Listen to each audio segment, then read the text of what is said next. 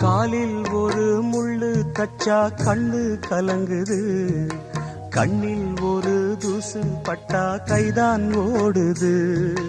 சேவல் அன்று கோடு கிழிச்சு வேலி போட்டது, வேலி தாண்டி கோழி போக வேளை வந்தது. அக்கம் பக்கம் யாரும் இல்ல, ஆபத்துக்கு பாவம் இல்ல, பாசத்துக்கு சட்டம் இல்ல, மீறுவது குத்தம் இல்ல, பாசத்துக்கு ரெக்க முளைச்சு பறந்து போகுது தன்னால. சம்சாரம் அது மின்சாரம், சம்சாரம் அது மின்சாரம்.